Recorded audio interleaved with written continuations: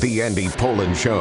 We got to go after this with everything we got, figuring they're going to come with everything they got. I'll start off by saying I'm bored, I'm broke, and I'm back. The Andy Pollin Show on ESPN 630 starts right now. Well, I guess that eliminates the question of if. Now it's just a question of when.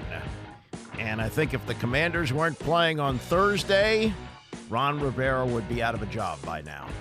But it's a short week. They got to have somebody to coach the team. Arrangements have to be made. People have to take over new responsibilities. There's just not enough time to get it done. So I think the fact that it's a Thursday game probably works in Rivera's favor, at least for one more week. Now, they're 11-point underdogs heading to Dallas on Thursday. If they win, yeah, I mean, it probably means Rivera coaches the rest of the season. If they lose, I think there's a pretty good chance he coaches the rest of the season. If they are completely embarrassed, I don't know. Then you still have 5 games to go. And, you know, I spent a lot of time discussing this with people I know in the business and people who yap like I do for a living. And many of them say, well, you know, if Josh Harris wants to fire Ron Rivera today, it makes sense to do it. Yes and no. It's a message to the fan base. Okay, enough is enough. Get this guy out of here. Let's get started on next year. But on the other hand, and I saw this up close when I was doing a television show in the year 2000 when Norv Turner got fired at 7-6. Now, that was Danny's first real year at the controls. He was the owner of the team in 1999, and Norv took them to the division title, and they actually won a playoff game, so he wasn't going to fire him then. And he brought him back for 2000, but at 7-6 after they lost, where we go with the Giants again. They lost a 9-7 game to the Giants. They fired Norv Turner. And in talking to these players, Irving Fryer was one of them, Mark Carrier was the other, and they brought in a guest every week. There was a different player that came on. I remember LeVar came on one of the shows. A bunch of guys, they'd rotate him in and out. And they were talking off camera, and they said, yeah, once they fired Norv and the special teams coordinator, LaCharles McDaniel, there were people who just didn't know what to do. You know, there are certain things that each person on the staff does. And when you fire the head coach, you have to give out his responsibilities to other people. And it just isn't a good situation. It's not a good situation now, but I don't think there's mutiny in the locker room. A lot of times you'll see a coach get fired when the players make it clear, we've had enough with this guy. I don't think that's the case with Rivera. Generally, the players seem to like him. But the team performance is a complete and utter embarrassment. And yesterday, against a quarterback by the name of Tommy DeVito, who started off the year as their third-string quarterback, an undrafted free agent. You call those guys training camp arms. Daniel Jones had a new contract, big hefty contract off his year last year. Tyrod Taylor, veteran backup. If you have to get to the third guy, you really got problems. Well, they're at the third guy, and at least yesterday, they didn't have any problems because Tommy DeVito, despite being sacked 9 times, which is incredible. That's the most since Randall Cunningham was sacked over 30 years ago, 10 times. But Randall Cunningham was a little bit different type of quarterback. He used to run around a lot, and he'd try and, extend plays by going backwards and then try to go forward. So it's kind of understandable. Tommy DeVito kind of stood in there, and rather than throw interceptions, which he didn't do, he took sacks. But even with the sacks, he threw for 3 touchdowns. He threw for 246 yards, and he had a quarterback rating of 137.7. That's higher than the 2 Philadelphia games that Jalen Hurts had against them. That's higher than what Tyrod Taylor did a few weeks ago when they beat them 14-7. That's higher than Justin Fields, who hung 40 on him against the Bears, 125.3. 137.7 for Tommy freaking DeVito, who carved up Ron Rivera's team, a team that turned it over 6 times, leading to the obvious question. Obviously, there are NFL players on that side, Yep. but all factors involved. It seems like a new low point on the season. Do you kind of feel it that way right now? Well, it is a low point, that's for sure. You know, anytime you got an opportunity to win a football game and you put the numbers up you did, you got a chance, you got to come through. Yeah, but the numbers included 6 turnovers. 6 turnovers, you don't win. You don't win games when you turn the ball over 6 times. Not all of it Sam Howell's fault, though he did throw 2 picks. One of them was a pick 6. They just couldn't hang on to the ball, whether it was on a kickoff or whether it was on Brian Robinson carrying the ball. It was just stunning how badly they performed yesterday. So, that leads to the immediate question, what is going to happen next? Hard to tell.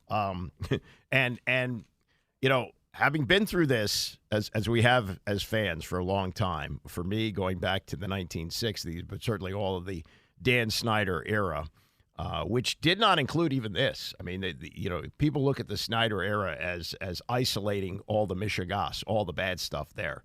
Really wasn't. Before Snyder bought the team in 1998, I believe, so it was the year before he took over, they started that year 0-7. And the then Redskins had a wide receiver by the name of Leslie Shepard. And every week they would go to Leslie and say, man, this looks bad. He goes, oh, yeah. We are at rock bottom right now. And then they go back the next week. Yep, we're at rock bottom. And I think Tony was still writing a column then and talked about, how far can they drill down? Can they reach the core of the earth if they're at rock bottom now, week after week after week? And Norv sort of righted the ship that year. They won 6 games, and they didn't fire him after the season. But John Ken Cook at that point was just trying to hang on to the team and was distracted by other things. He lasted another year under Snyder, and then, as I mentioned, got fired during the 2000 season. So, when we talk about rock bottom, who knows what rock bottom is and who knows how far it can go.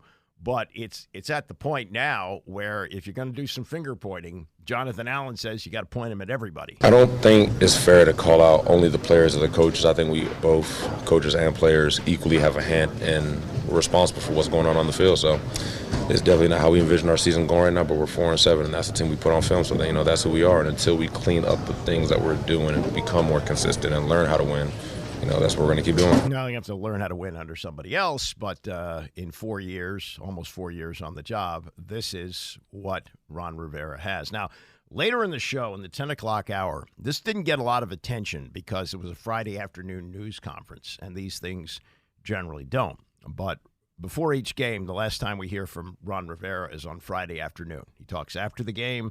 He talks on Monday after he's had a chance to look at the tape. He talks on Wednesday.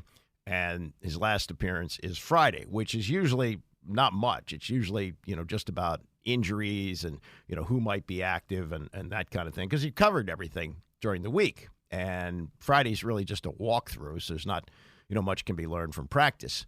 But Nikki Jabala of The Post got into job security with him, and some of his answers were really telling. And some of it is, hey, look at what I had to go through the last 3.5 years. To his credit, to Rivera's credit, he has not really gone down that road very often. Everybody has watched what's happened since he became the coach on January 2nd of 2020, and Dan Snyder wished everybody a happy Thanksgiving, which is so ironic because it's possible that Thanksgiving will be the last game that Ron Rivera ever coaches for Washington. And fortunately, Dan Snyder is in the rearview mirror, which is really the only thing that can make you feel somewhat good about this football team right now. Can you imagine this under Dan Snyder, how we'd be looking at it today, how we'd all feel? You at least have that light in that you have a real person who owns the team, someone with empathy and compassion and someone who may be able to at least put this team on the right track. And, as Barry Svrluga writes in the Post today, under the old ownership regime, there would be the putrid on-field result with the fact that neither locker room had hot water so the players could comfortably shower afterwards. Oh, yeah, you didn't hear about that? Yeah, they had to turn off the water at FedEx Field because the hot water didn't work. Or actually, that was the alternative to cold water. If they wanted to get the hot water to work, they would have had to turn off all the water, meaning people couldn't use the bathroom. So they kept the cold water on, but when the players went in to shower, there was no hot water on top of everything else. He says, then we would make a joke about how the stench of the game followed the Commanders home. This is, though, a new era, as Ruluga writes. The relentless beatdown of Daniel Snyder replaced with the optimism of Josh Harris.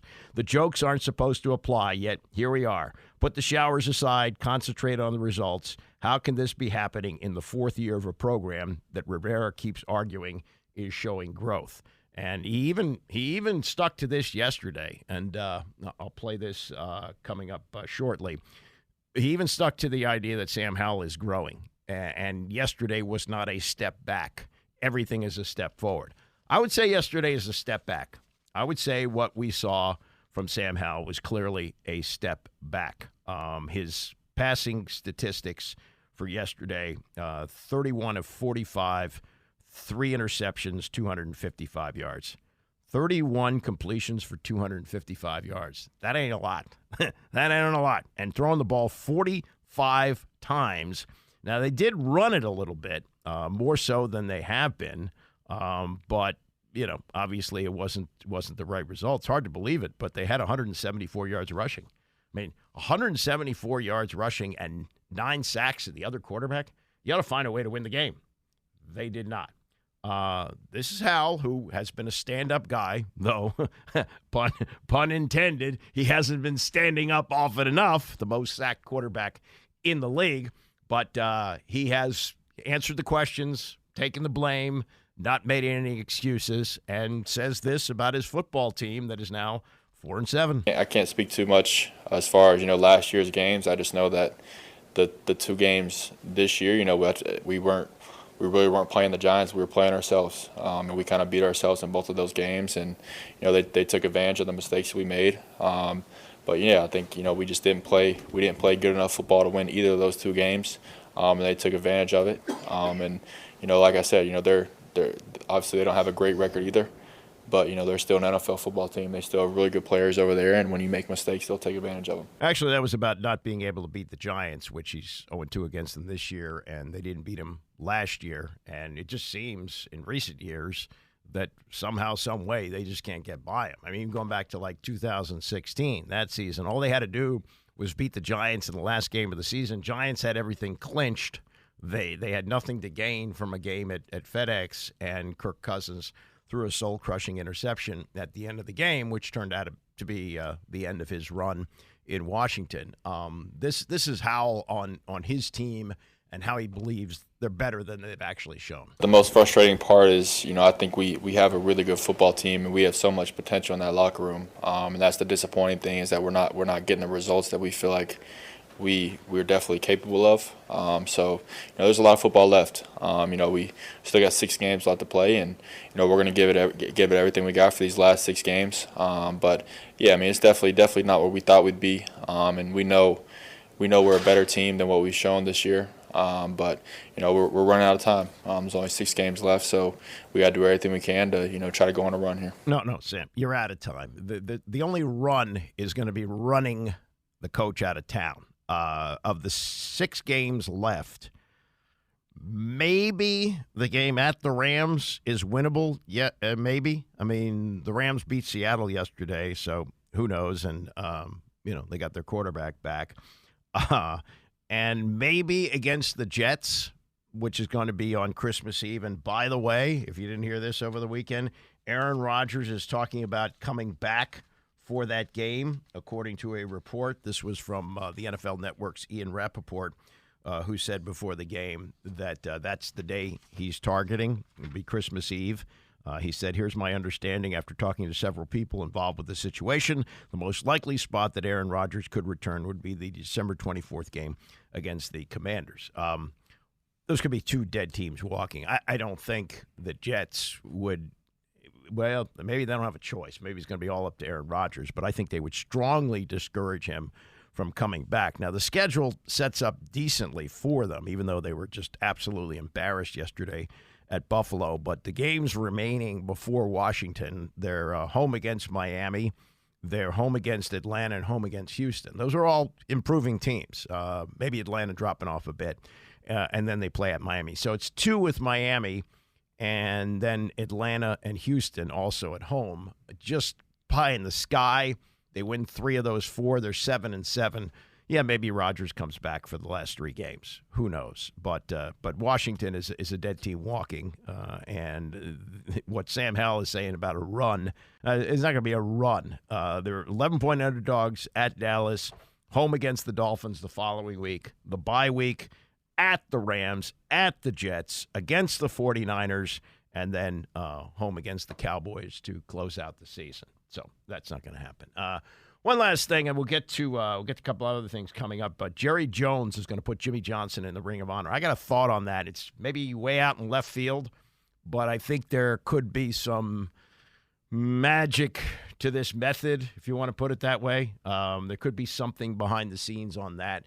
This is Terry McLaurin, who, God love him, maybe you even got to trade him because the way that they're going to have to tear this thing down, and he's getting into his late 20s, maybe he's one of the few guys that you can get value for. I know he's got a big contract, but, week after week, he gives you what he's got. He had 5 catches for 43 yards yesterday and answers every question at every media session and talked about the 6 turnovers yesterday. I'm not surprised by much in the league. When you turn over the ball 3 or 4 times, that's probably what's going to happen. You just try to overcome it as best as you can, try to get back on track. But when you turn over the ball like that, the odds of winning the game are not too high. No kidding.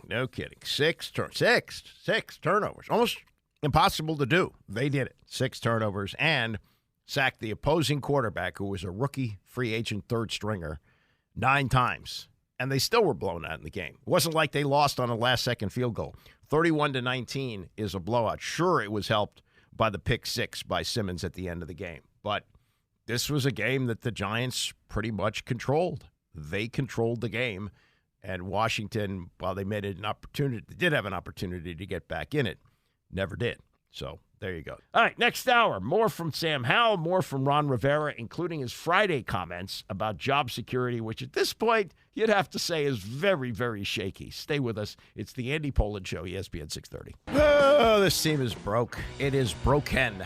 And the run of Ron Rivera is over. The question is, how many more games will he coach? It's 10 o'clock in the morning on Monday. I would have thought that if he was going to be fired before the Thursday game at Dallas, the Thanksgiving game, it would have happened by now. Pretty much sure of that. Funny to see a tweet, though, yesterday from Jay Gruden, who put out, Black Monday, coming to a theater near you. Been there, done that. Which sounded like he was predicting that Ron Rivera would get fired today. Now, Black Monday could be in the new year after they finish the season against the Cowboys here. That's either going to be January 6th or the 7th. Saturday is the 6th. Sunday is the 7th. And depending on what it means to the Cowboys, I can't imagine it's going to mean anything to Washington. But if it's meaningful for the Cowboys either to clinch the division or to get the top wild card or whatever it is, if it's meaningful for them, they may flex it into a spot, maybe even prime time. Who knows? But either way, that's going to end the season, barring the biggest miracle of miracle, and the Commanders win their next 6, which is not going to happen. This is a dead team right now. And the Giants, who had won one other game besides the one that they won against Washington a few weeks ago in New York, 14-7, a team that was seemingly in complete turmoil, and maybe still are against any other team that has less turmoil than Washington. But you're starting Tommy DeVito, and all week long the questions to the players were, Tommy DeVito, really? And they were having to try to convince the media, oh, no, he's a real NFL quarterback. He actually is in the NFL. And it's not Danny DeVito. It's Tommy DeVito. Oh, yeah, I know he lives with his mom, and she does his laundry, and he likes the chicken cutlets she makes. But no. He's got an NFL arm, and you have to be prepared. Well, they weren't prepared for him. But that wasn't the biggest problem. The biggest problem was the turnovers, 6 turnovers. Heck, they sacked Tommy DeVito 6 times. No, 9 times. What am I saying, 6 times? They had 6 turnovers. They had 9 sacks. How do you lose a game, especially get blown out in a game, 31-19, if you have 9 sacks? Well, you do even worse with 6 turnovers, including a pick 6, which put the game out of reach at 31-19. Those, they even missed an extra point. I mean, you name it, they were bad at it. And they had, among the stats, and I guess in a game like this, any other stat but 6 turnovers is meaningless. But with like less than a minute to go in the third quarter, Washington had not allowed a rushing yard to the Giants, not a single rushing yard. And the Giants wound up with close to 100 yards rushing. Let me get the number here. Yes, you hear the rustling of the paper because I actually have the newspaper here. What was the number for rushing for them? Net yards rushing, 91. So they had almost 100 yards rushing. And Washington did have 174, which I think is a positive. I mean, they did finally hand the ball off. Brian Robinson got 17 carries, which is good, although he fumbled the football, and you can't have that. But he did get 17 carries. Chris Rodriguez had 6 carries for 43 yards, actually did a pretty good job. And Sam Howell ran well. He ran 3 times for 35 yards. They did some things like that. But, you can't just give up that kind of yardage in just over a quarter when you'd stop them on the run all day long. And this also leads to the question of what you're going to do if you're going to fire Ron Rivera. You hear a lot of, let's test drive Eric Bieniemy. Let's see what Eric Bieniemy can do as the head coach over the last 6 games. Well, Bieniemy is just learning how to be an offensive coordinator. Even he admits that. There's a lot of learning that he's doing on the job. So now you would throw head coach onto a guy who's doing coordinator for the first time? No, you don't do that. So if they fire Ron Rivera, the only choice you can make is to go to Jack Del Rio, who stinks too. You don't want Jack Del Rio coaching this team. He's a failed coach twice. He failed in Jacksonville. He failed with the Raiders. He had a shot one year, but his quarterback got hurt. Okay. And so now he's a defensive coordinator. And at times he's had good defenses here. Not this year. They're bad defense. And I don't think you want to make that move. So I do think Rivera's going to finish the season unless, well, I don't know if there's an unless. They've already had the most embarrassing of losses. I don't know what else could happen. Could they give up 75 points to the Cowboys? Yeah, maybe. Maybe it gets bad enough for that. But at this point, I think he's going to finish it out and will be fired as soon as it's over. So the Jay Gruden reference to Black Monday is probably going to be January 8th. It's not going to be today. Let's get to some of the comments after the game. Sam Howell, as an NFL quarterback, is 0-4 against the Giants, though he didn't play in either of the games last year. Or I guess they had a tie, so what are they, 0-3-1 against the Giants, but they have not managed to beat him. And this year, 2 of the uglier of the 7 losses were against the Giants, where he was he sacked 5 times in the first half against the Giants, who had like 1 sack going into the game, and he still was sacked 4 times yesterday. It's not like he's totally eliminated that from his menu. And so this is the question of why his team manages to always come up short against a team in the Giants that looks bad or worse. I can't speak too much as far as, last year's games. I just know that the 2 games this year, we really weren't playing the Giants. We were playing ourselves, and we kind of beat ourselves in both of those games. And they took advantage of the mistakes we made. But yeah, I think we just didn't play. We didn't play good enough football to win either of those 2 games, and they took advantage of it. And like I said, they're obviously they don't have a great record either, but they're still an NFL football team. They still have really good players over there, and when you make mistakes, they'll take advantage of them. I mean, isn't it an indictment when you say about a team that you just beat, they're still an NFL football team? A team just beat you? Excuse me. What an indictment that you have to go to the length of saying, yeah, but they're still an NFL team. They were a much better NFL team than the Commanders were yesterday. In fact, as this game was unfolding, and it was just so awful to watch. It was really hard to watch this game. I said, other than the uniforms and the logos on the field, there's nothing else that resembles an NFL game here. There's 2 bad teams playing really bad football. And the only, I guess, upside is you won't have to see him play again, though Washington is likely to play some good teams, including the Cowboys twice, the 49ers, the Dolphins, those teams like that, and look look as bad. I mean, of the 6 games left, maybe the Rams game is winnable, and maybe the Jets game on Christmas Eve, though Aaron Rodgers was saying before yesterday's loss in Buffalo, where they lost, 32-6, he said, reportedly, according to Ian Rappaport, reportedly he's interested in coming back for that game. The Commanders won't be worthwhile then, and I wonder about the Jets too. That at 4-7, conceivable that they win 3 of the next 4, and they're 7-7, and they're in the playoff hunt, and Rodgers takes them in and becomes one of the great stories in the history of the league. But more than likely, that's going to be a meaningless game, I would think, for both teams. More from the locker room yesterday. One of the stand-up guys is always Terry McLaurin, complete mensch, and one who is absolutely not throwing in the towel. Everybody knows how extremely competitive I am as a leader, as a player, and I'm not the type to point the fingers, but at the same time, each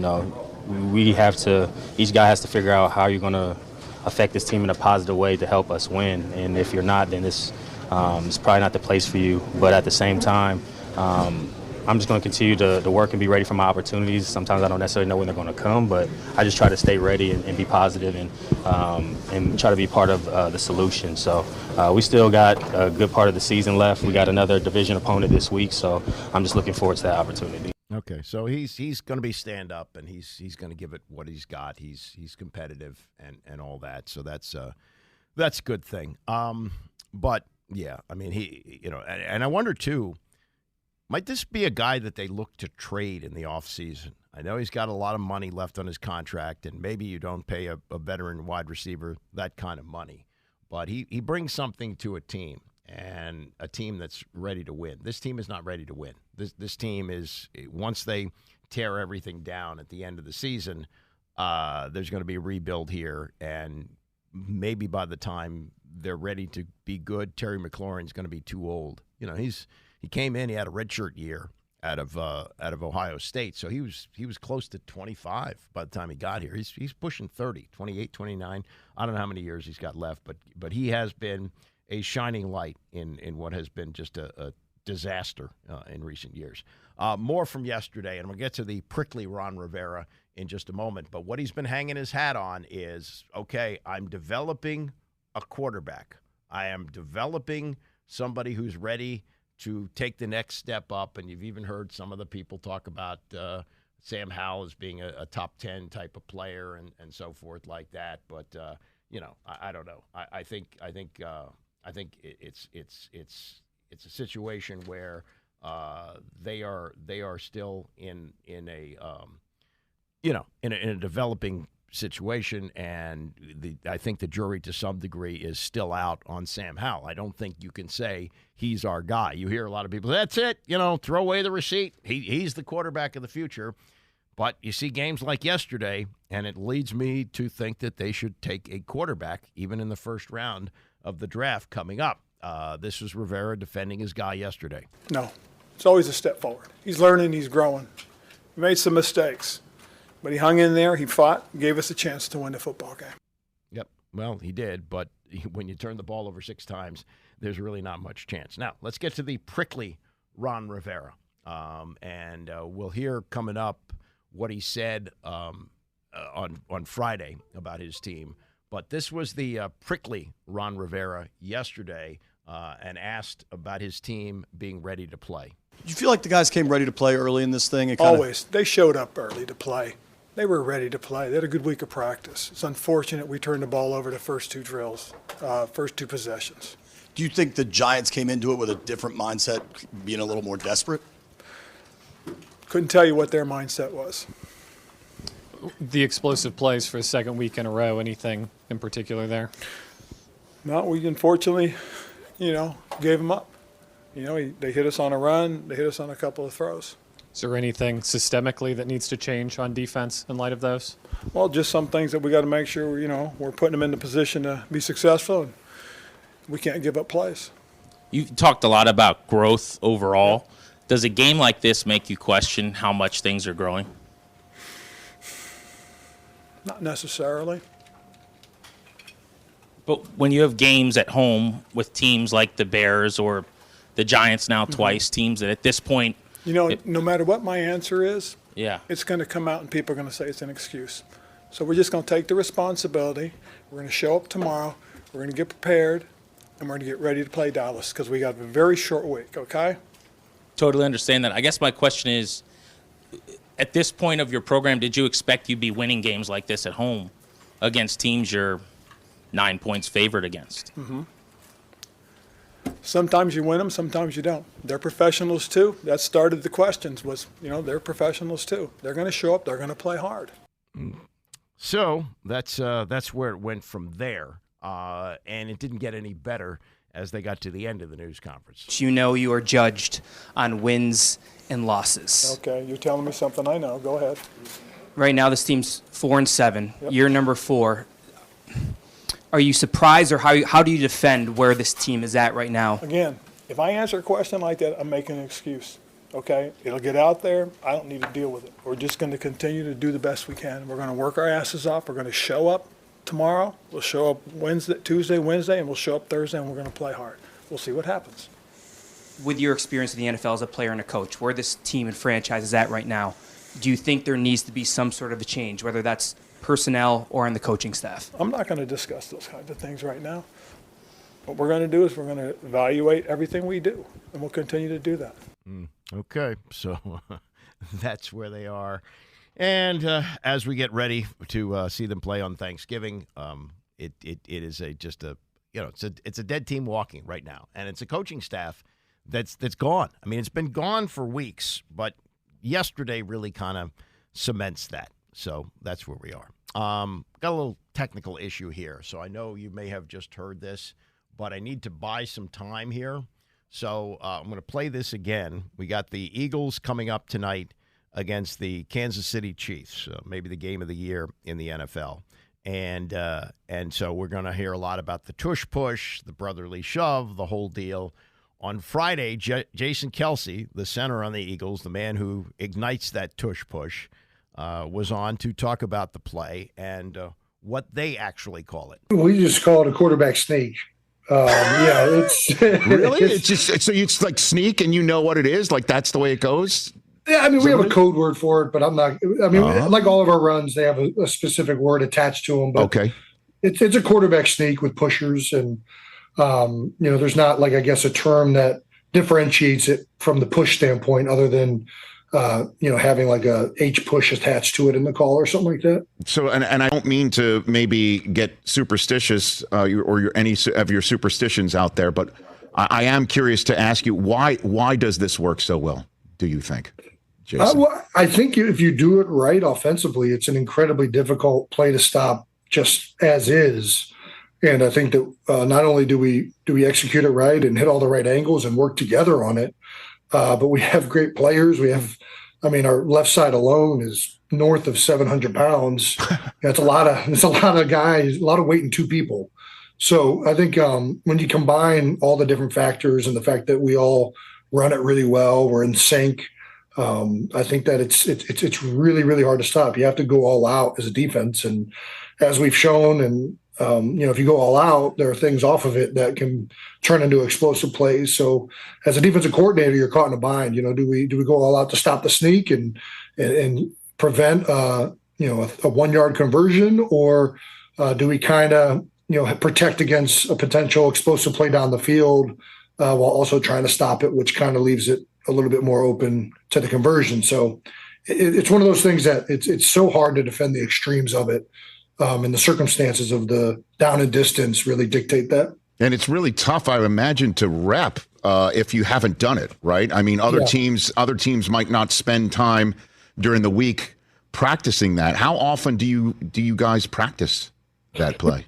If there's a team that's actually practicing a full rep, right, speed of this play, because it's just not something that you would do in the middle of a week. And I think that that's one of the other advantages that we have, quite frankly, is at this point over the last, for those of us that have been here with Stout since the Doug Peterson days, but especially since Nick has been here and the prevalence of getting called has gone way up. We've had so many more live reps running this play than most teams who are trying to defend it have had at this point. And is also an advantage. That's Jason Kelsey, center for the Eagles. You'll see him tonight with the Eagles playing at Kansas City. And the latest, the most devastating news of all for ESPN, it appears that Taylor Swift is not going to be there. Won't be able to make it to Kansas City for tonight, but it should be a terrific game. Coming up, we're going to hear from Ron Rivera as he talked about his future, and this was before yesterday, which if there was any question about his future, that was answered with the ugly loss, which will certainly put him out at the end of the season and possibly before that. I think what's saving him this week is that they're playing on Thursday instead of playing on Sunday. If it was a Sunday game, you might have seen a coaching change by now. But if you're thinking, oh yeah, let's test drive Eric Bieniemy, let's see what happens. If there is going to be a change, it's going to be Jack Del Rio, who's going to be the coach of the team for the rest of the year, and then they'll have a clean sweep out of here. And as far as who else is going to be left from the Dan Snyder regime, there may be nobody. And I've said this a couple of times that I have not heard or seen of Jason Wright in recent weeks. You would think the president of the team, with things that are going on, and especially yesterday, that we would have some kind of a statement from him about the fact that the players had no hot water after the game because they would have had to shut off the entire system at FedEx Field to get the hot water on, and they needed water for people to go to the bathroom and things like that. So the players get in the locker room, and I'm sure the Giants are like, well, okay, we'll just get on the plane and stink and shower when we get home. Whereas the Commanders, they stunk on the field, and now we're going to stink off the field as they got away. So there you go. We'll hear. Hopefully, I was going to try and take a break now, but the technical issues prevent that. Let's see if we can do this now. Coming up, we will get to what Ron Rivera said on Friday about his job security as we continue with the Andy Pollin Show, ESPN 630. The Andy Pollin Show on ESPN 630, the sports capital. All right, we got Tony coming up at 11 o'clock today. So we played a lot of the comments from the players yesterday, some of them taking the blame for it.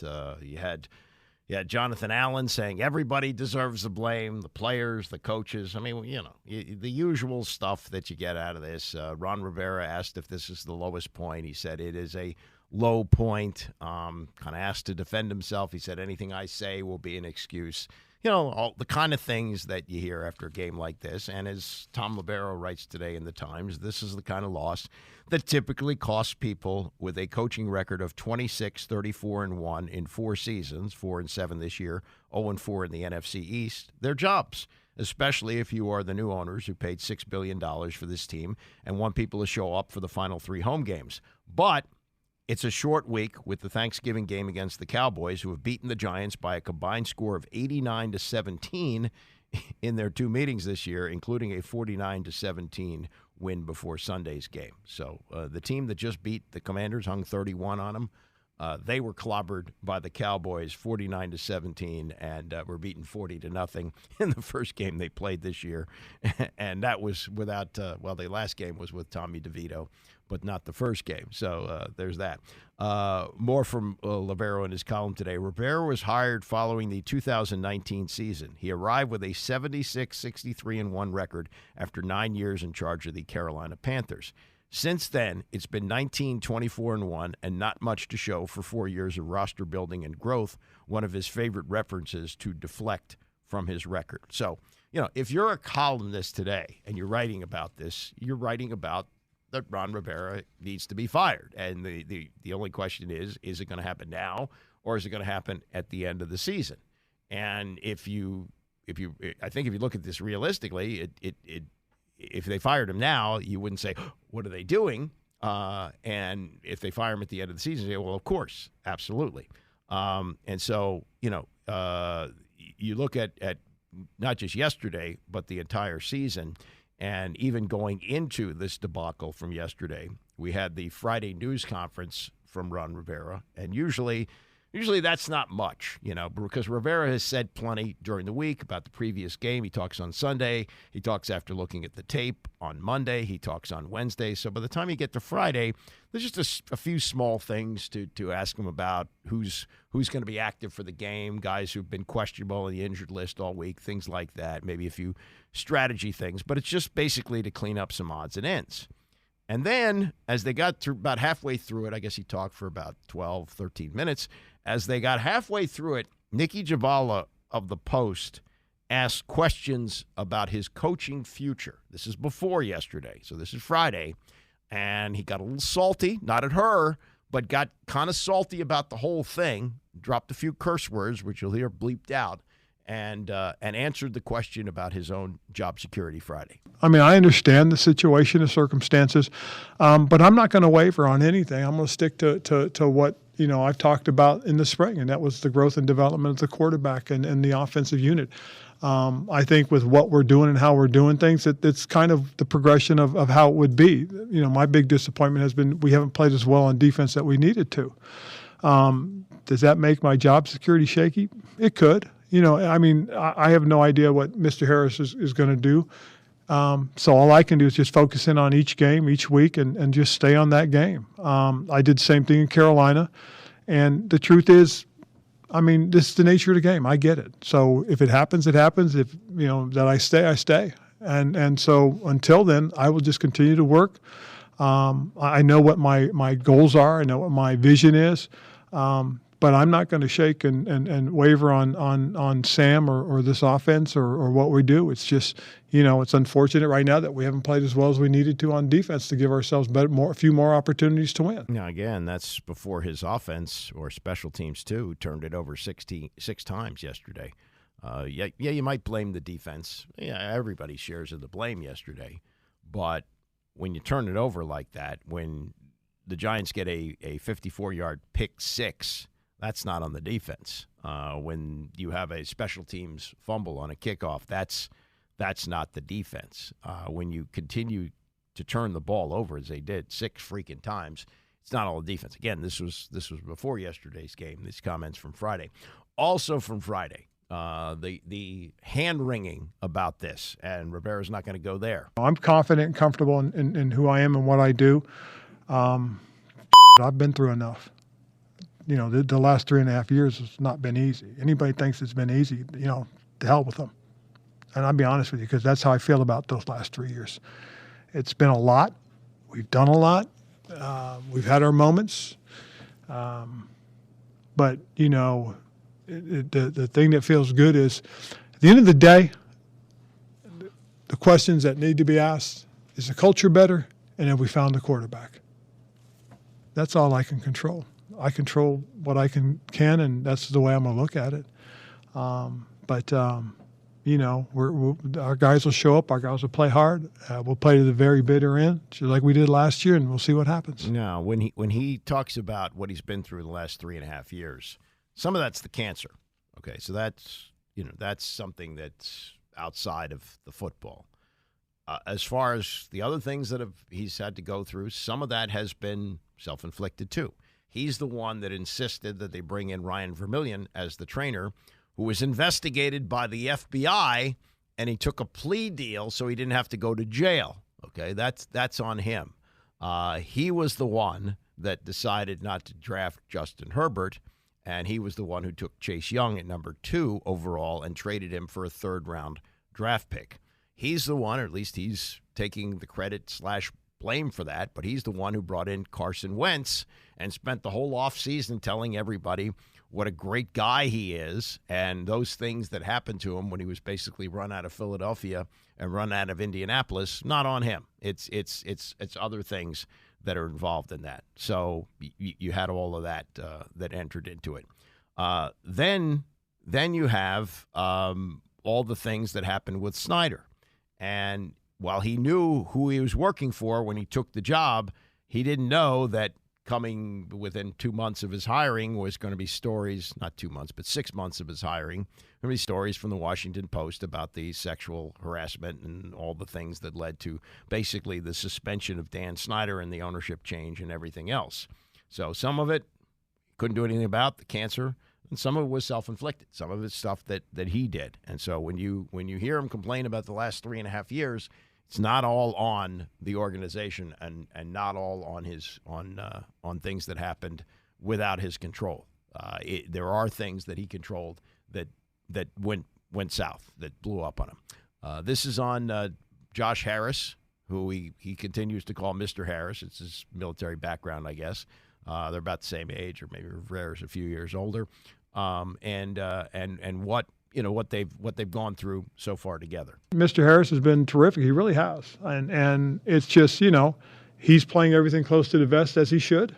And it's his prerogative as the owner to, make decisions that he feels that are best in the future. And so we'll see what happens. We'll just continue to work and play hard and see how it unfolds. And, like I said, I'll control what I can, and that's what goes on out there on the football field. Now, he does have some input now from Harris. This is the first thing. This was 2 weeks ago. It was announced. I guess he started 3 weeks ago. So it's maybe a month ago that they announced this. Man, time is flying. But they have an analytics guy looking at it. And I think the analytics guy is looking at the whole operation to say to Harris, here's what's salvageable and here's what isn't. Here's what we have to do for the upcoming year. Some of it may be Eric Bieniemy. Some of it may be how they evaluate him, because he is under contract for next year. If he doesn't get a head coaching job, theoretically, they could keep Eric Bieniemy around as an offensive coordinator if they want to. If the new coach wants to do that, they can do that. So that's all being evaluated. This is the last thing that I pulled from the Friday news conference, and it's about what was the rest of the season. I think it was assumed on Friday that they would beat the Giants, but the rest of the season includes Dallas twice, the Dolphins, the 49ers. They do have the Jets and the Rams back-to-back, but, in order to make a playoff run, and he was talking about playoffs on Friday. I don't think he would mention that word now, but if you're going to make a playoff run, you're going to have to win some games that you're not favored to win. This is what Rivera said about that, and I will have a comment following what he said on Friday. There's a great little saying, and you might be too young to remember it, but it's on any given Sunday. Any given Sunday means any team in the NFL can beat any other team. You know why? No. On that Sunday, you don't have to be the best team. You just have to be the team that plays the best. That's who wins. I'll be honest with you, I didn't really figure that out until 2014. I read a great book, and in the book is one of the things it talked about the moment, being in the moment. If you're in that moment and you go out and you play your best, and it's better than the team that's better than you, you're going to win. That's the way we have to approach it. That's the way we have to look at it. So that's why I talk about the emphasis being one game at a time. Just stay focused on that one game at a time. That's why the mentality has to be one game at a time. I get that. But when he says you, on any given Sunday, can beat a team that's better than you, well, the fact that these teams are better than you is on you, Ron. Remember, this was a coach-centric operation when you were hired on January 2nd of 2020, and the owner wished everybody happy Thanksgiving. Remember, you have the final say on draft picks. Yeah, you brought in your people. You brought in the two Martys, Marty Herney and Martin Mayhew. Those are your two consiglieres. Those are the guys who help you choose the players. But ultimately, in a coach-centric operation, you have the final say, and it's on you. Just as Bill Belichick is being criticized now for the roster that he has post-Brady, you deserve criticism for the roster that you have. When you have a general manager and he chooses the players, that's on him. Well, this is on you, Ron. So when you're talking about teams that are better than you, in year 4, there weren't supposed to be too many teams better than you.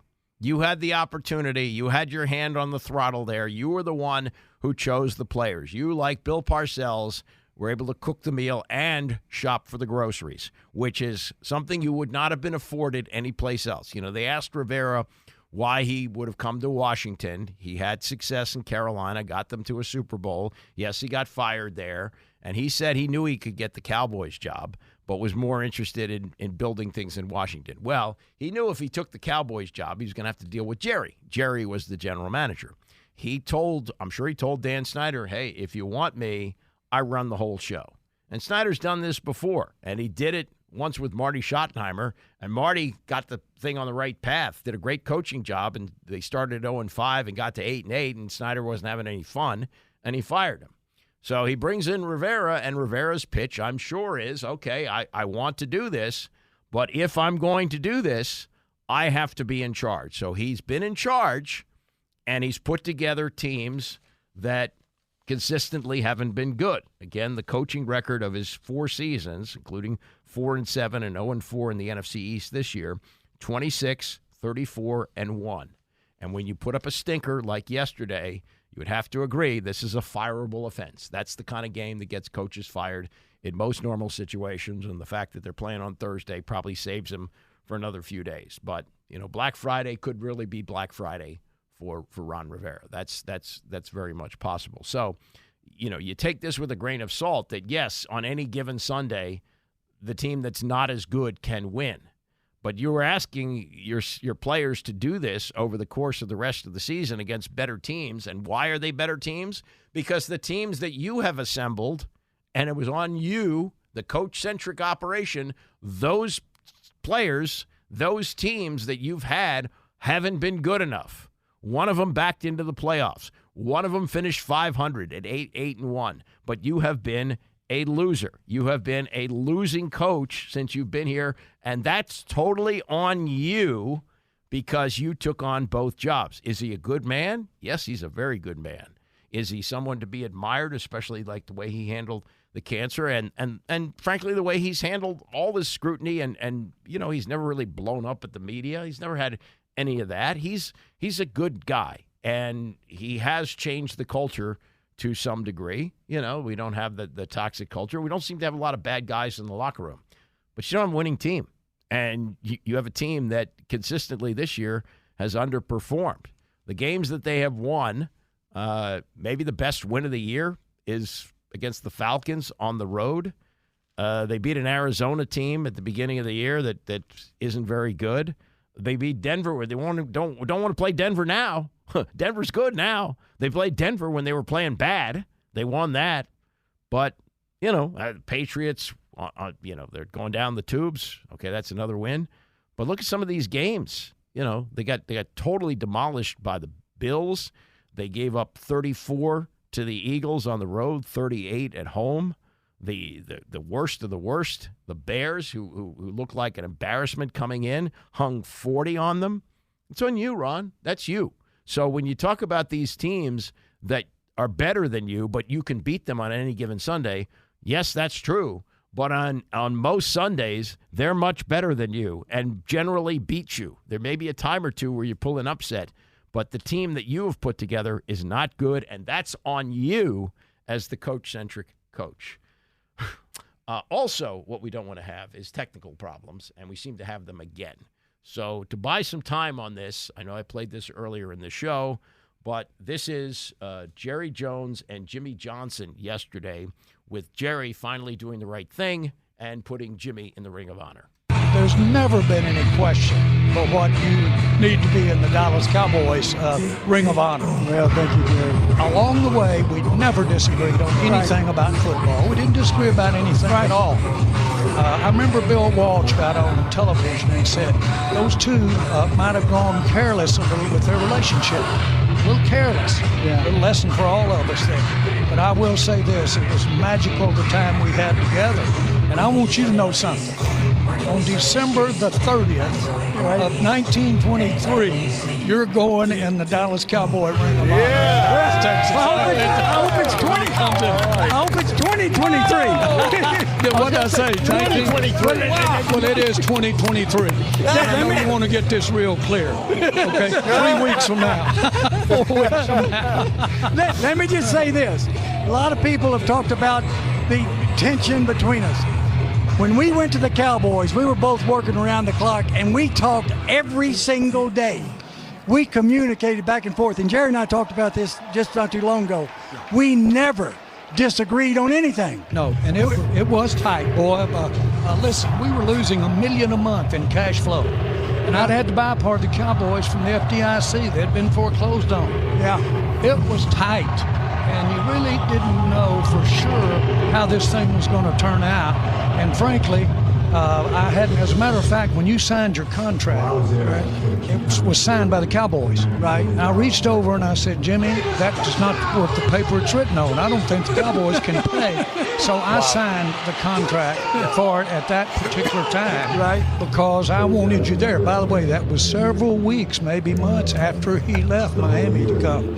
That's the kind of relationship we had. Okay, so there's a lot of history there, and you wonder why it took so long for this to happen.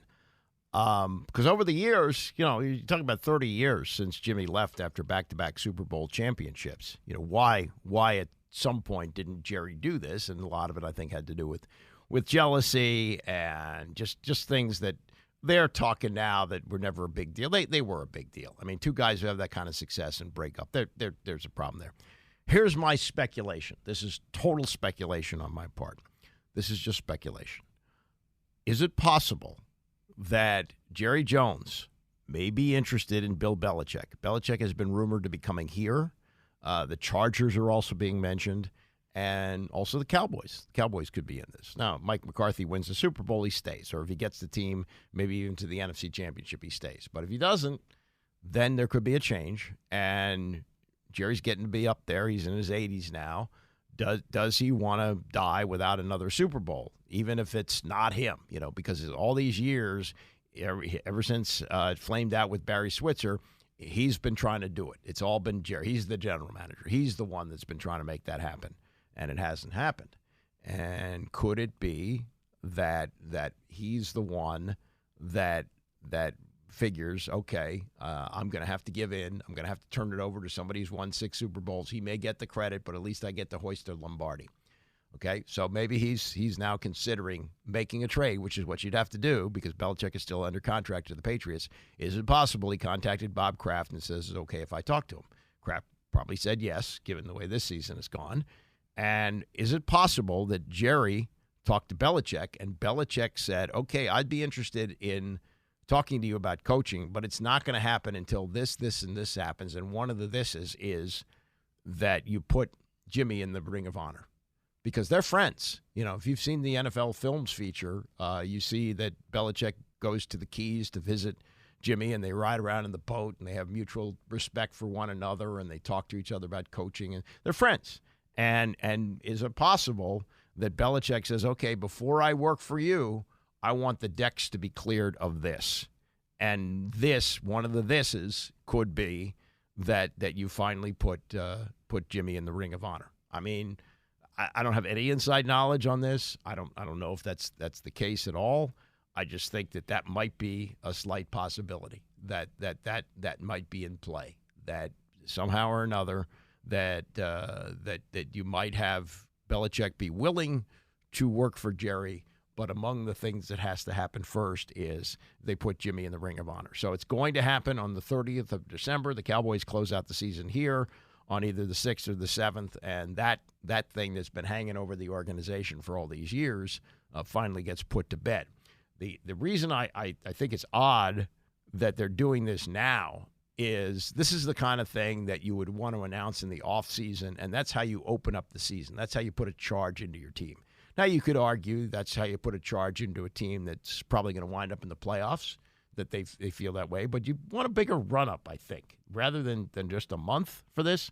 Doesn't seem to be 100% there. So it's just an odd thought on my part, and maybe it's not going to happen. Maybe it will. But that's something that could be in play. So keep an eye on that, and maybe that's the reason that we're going to see Jimmy Johnson wind up in the Ring of Honor when he does. Tomorrow we're going to do follow-up on whatever happens at Ashburn today, whatever Ron Rivera says. I imagine it could get testy. It got a little bit testy yesterday. He kind of said what he needed to say about his future on Friday when, hey, if it is, it is. If it isn't, I'll just keep going, but I can't sit around and worry about this. I understand how the league works. You're judged on your record, et cetera, et cetera. And then yesterday getting a little bit testy when he was pushed on this saying, hey, whatever I say is going to sound like an excuse. So it may go in that direction today, but I think there's going to be some of that. Short week coming up, and here we are. It's almost 11 o'clock, and he's still on the job, so I think he'll be coaching the team when they play on Sunday. Tony is coming up next, and I will see you back here tomorrow morning at 9 a.m.